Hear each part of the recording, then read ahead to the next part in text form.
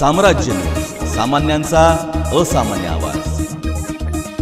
महाराष्ट्राला प्रगतीची आणि विकासाची दिशा देणारे भारताचे माजी उपपंतप्रधान स्वर्गवासी यशवंतराव चव्हाण यांच्या पुण्यतिथीनिमित्त 7 रस्ता येथील त्यांच्या पूर्णाकृती पुतळ्यास सोलापूर शहर काँग्रेसच्या वतीने सोलापूर महानगरपालिकेचे माजी गटनेते चेतन नरोटे यांच्या हस्ते पुष्पचक्र अर्पण करून अभिवादन करण्यात आले।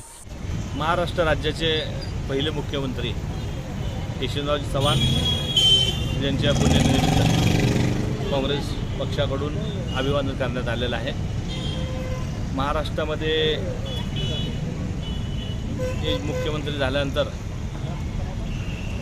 फार मोठी जडणघडण महाराष्ट्राला पुढे नेण्याचं काम शैक्षणिक असेल, सांस्कृतिक असेल, विकासाकरता असेल, अनेक त्यांच्या काळामध्ये मोठे मोठे निर्णय घेतलेले आहेत। सगळ्यात महत्त्वाचं उजनी धरण ही त्यांची संकल्पना आहे। उजनी धरणापासून अनेक गावागावाला कॅनेलद्वारे पाणी देणं ही देखील त्यांचीच संकल्पना आहे। महाराष्ट्रात तर अनेक खऱ्यानंतर मोठे निर्णय महाराष्ट्र चळवळीमध्ये त्यांनी घेतले। महाराष्ट्रामध्ये देशामधील देखील गृहमंत्री, ह्या देशाचे उपपंतप्रधान, संरक्षण मंत्री अनेक असे पदं भूषवलेले आणि महाराष्ट्राला खऱ्या अर्थानं मोठं योगदान त्यांचं मिळालेलं आहे।